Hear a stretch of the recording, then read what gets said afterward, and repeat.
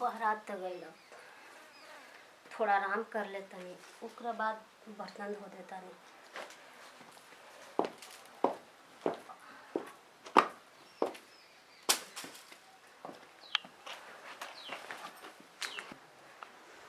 बहुत थकान महसूस होता, आराम करके उसके बाद बाकी काम करें।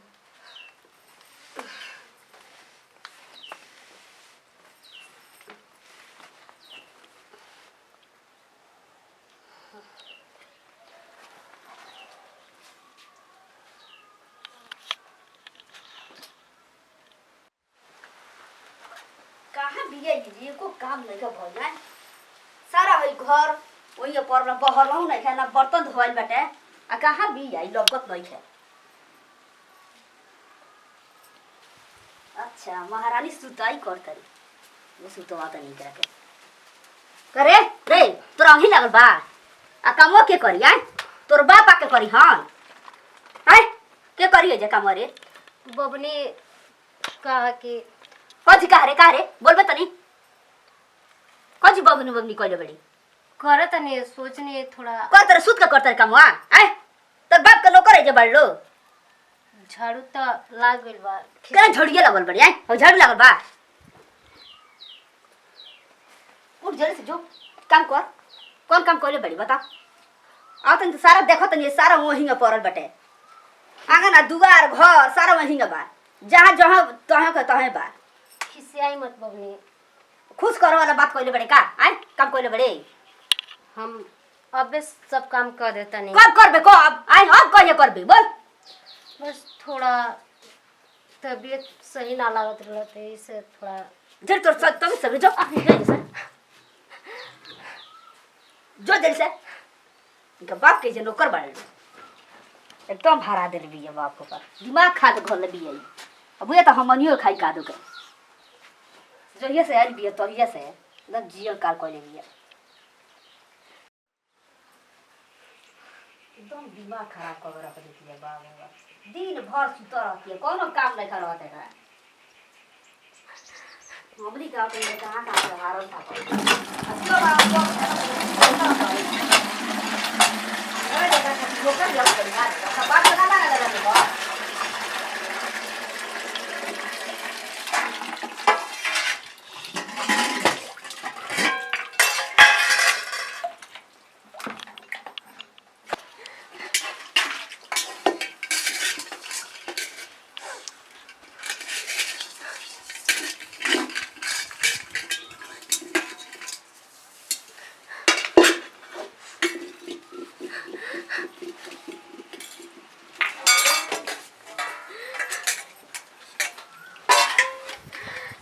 भगवान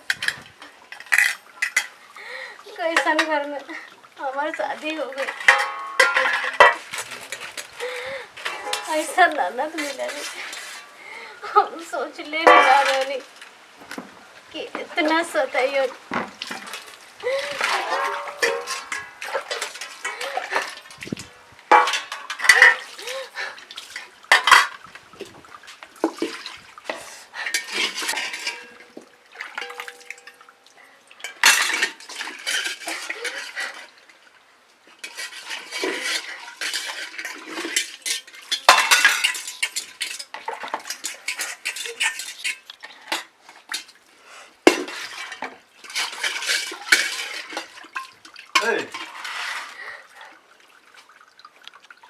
रोतरू ना जी कहाँ में रोता तो हई का करतरू घामो में, हम कहियो रोतरू ना ना ना हम ना ना रोल ना जाला। हाँ का भइल बा रोतरू? अरे नहीं खी रोआ था, हम काहे रोए। ओ हम कहियो रोतरू उठो उठो तो ई बार बर्तन धोइ लाली कोनो बेरा हवे। अरे तो बर्तन रहला तो कनी धो दे कब चलो चलो जे बैठो पहिले छे यहाँ चलो बताओ। लेवे दे ओकरा बाद तबीयत खराब हो जाए पूरा कपार धी गइल। ओ अरे ठीक भानी बुढ़बक हो, चलो। लेवे दी बर्तन। चलो चलो तू चलो वो चलो बातें नहीं की बुझा। अरे मुझे नहीं बात चलो चलो। इतना ना परेशान होले इतना मेहनत कोई जला बुढ़बक आदमी अरे तो घरे के नु काम भाई में मेहनत की कौन बात बाजी। अरे तू हमार बतिया कानी खूब बुझो, तबीयत खराब हो जाई अबे दुगुना मेहनत करे पड़ जाई। मान लो तारा के ले जाई पड़ी इलाज करावे, सुई दवा बीरो पैसा लागी कि ना लागी? अरे वो पागल है, घर के काम करे में तबीयत थोड़े खराब होला। तू तो ऐसा कहलू कि हमार दिले साफ जीत ले लू। चलो कोनो बात ना, लेकिन तन मनी सामे हुई तबे जाके बर्तन धोइयो, काम करियो घर के, ठीक बा? घाम में का बेचैन बड़ देखत रू आंगन में ना छत बना कुछ हो, देखते बड़ू जो ऊपर से पूरा धूप सीधा मुंह पर आवत होई, बताओ हई तबीयत खराब हो जाई। ओ अरे रउआ चिंता काहे करे नहीं, हमरा कुछ ना होई। रउआ बानी तो हमरे के का होई, कुछ ना होई। अरे होई कि ना होई, कुछ तबीयते खराब हो जाई मान लो तो केंगन का कोई जाई, सब देखते बड़ू हैं। हम चाहे नहीं ना कि तार तबीयत खराब होके, हम तारा के निराश ना देखे चाहिए, सीधा बात। हाँ ई सब मत करियो, ठीक बा? ठीक बाजी। आराम से जा, आराम करो ना तो सुतब बैठो आराम से। हम जा तनी तनी जाए के बतनी बोझा वोझा ढोए, खेत में जा तनी हम बोझा वोझा ढोए, ठीक बा? ठीक बा। अब बाबूजी यहाँ तक खाना वाना दे दियो हैं, ठीक बा। जाई नु? हां जाई। ठीक ना, काम मत करिए जाके ई बार, ठीक नु? ठीक बा। ठीक बा, ठीक। बाप को बाप मेहरारू हमार इतना परेशान भी है, काम मत करिए कोनो। हां ठीक बा। अब यहाँ के हम का बताई, कैसे समझाई, कुछ काल नहीं खेजा।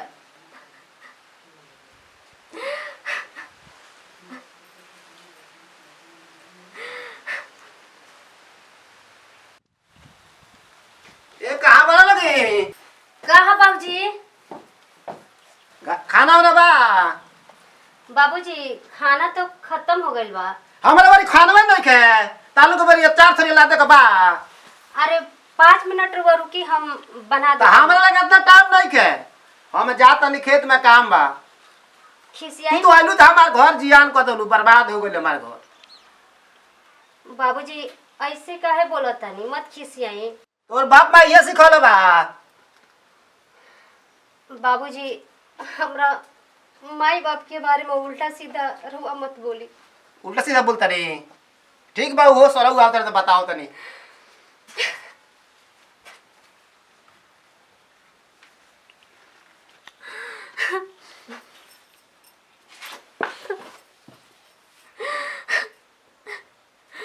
ऐसा ससुर मिला हम तो सपनों में ना सोचले रहनी।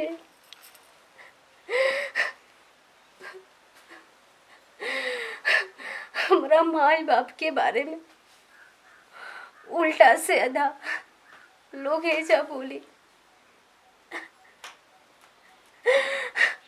हम कबो ना सोचले रहनी है।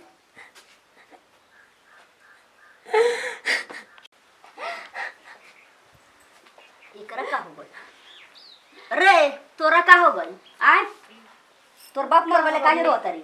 बोली बम्मी का धो के धोई? आय तोर भाई के नंद होई? हाँ बम्मी ठीक बा। तो जल्दी से जो के धो धो देता नहीं रुआ देता नहीं। मत खींच। सब दा बैठ के टिप के छुआत रहे तोरा, और ओकरा अलावा और कौन कार बा? जहां देखत तहां देखत रहे नी, ये बैठ के रोकत रहे के बा। विपद पर बका तोरा मारे। आय बबनी रउआ लोग हमरा घर के बारे में काहे उल्टा सीधा काहे ना कहीं? तोरा डर ना कहीं? तो जो पहिले से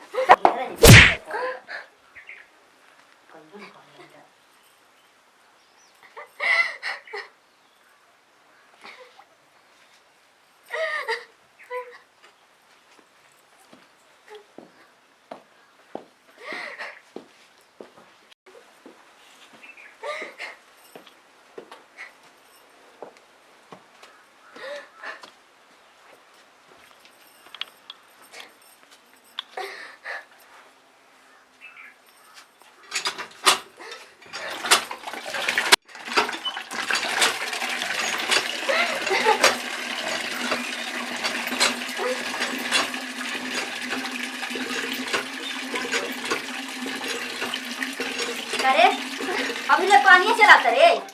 आय धो तनी बबनी कहिया धोई? कहिया धोई?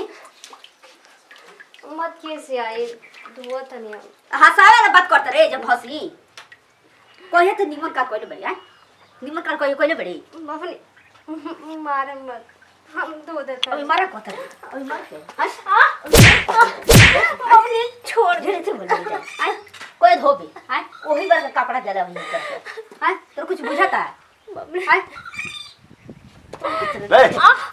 ए ई का रे का भइलो कुछ ना जी ई का भइल कपड़ा दल में वही बार धो के अभी खाई धोत है वही बार से पानी चलाता है तुम हाथ काहे उठावत रे हाथ उठौलस यो ना जी मम्मी ऐसा कुछ नहीं की कोई हैं ना ना है ना सुन हने भी तुम हने हाथ उठौलस यो ना जी मम्मी तो बहुत अच्छा है हने आओ पहले तू हने आओ हम देख लेले बानी आज अब हने आओ तू हने आबू हने आओ तू हने आओ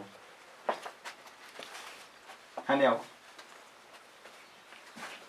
ई बताओ काहे हाथ उठौलू तारा से बड़े नु बाड़ी बड़ बिया तो मुड़े चढ़ जाई का ये गन काहे बोलता रू तो क्या बोली बता ना तनी तू छोट बहन हऊ भौजाई के गन थोड़े बोलल जाला इनकर आरती तरीका जौन काम कहा तो तोने नहीं कर जाके सूझ जा तारी काम नहीं करत अरे छोड़ी रहुआ बमनी के मत डांटे बबुनी का मन डाटी बताओ तारा के समझा के गोनिया कि घामा में कोनो काम मत करियो साजी खान का पड़वा ना धुआ जाई गुलरी के फूल है कुमला जाई हन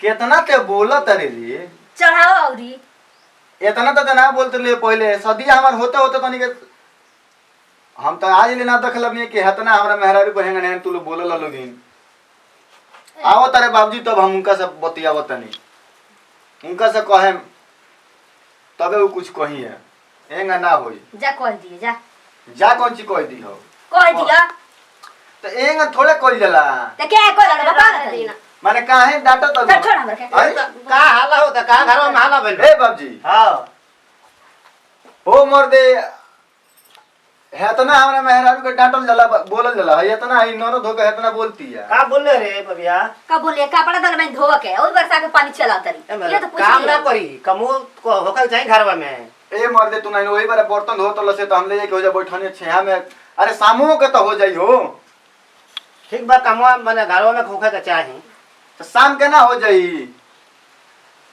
मर्दे तू ही बताओ इतना काम करती है हमार मेहरारू आए हम समझा के गोनी साजी करना हो जाती कुली काम का पाड़वा धोवाई ठीक बा इन राशन का परी लेन बड़ा त इन राशन का परी के माला जो आप अगरबत्ती लेकर जराओ काम धाम मत हो करो बाबूजी तू ये सब कहत रहो का कहत काम होके का चाहिए घर में जयदी बाबूजी की कह दे रहुआ चुप रहिए मत बोली कुछ हो मर्दे इतना हम करते तार लोग खातिर हो आज का करत सारा काम तो बेरहा था कोनो घर में काम होता तार बुद्धि भ्रष्ट बा हमार बुद्धि भरत बा भ्रष्ट बा जैसे बोला के लेल बड़ा घर में तेज तार बुद्धि भ्रष्ट बा पहले कारण अब तू का हो गइल माने हम अब कुछ नहीं खी ना, हमार पहले- वैल्यू कुछ नहीं खे पहले कुछ और ले बड़ा तू बदल गेल आ हई हमरा आंखी के सामने हम देखनी है खेत में से आवत नहीं खेत कोड़ के तो देखने के मारती है हमरा मेहरा जैसे तू हमार औलाद बड़े से यो औलाद बिया त माने ई मारी हमरा मेहरारू के टका कर लो अरे ते छोट हई छोट हई। बड़ रहते तो दू झपड़ मार बाबूजी मार दिए चार ला तो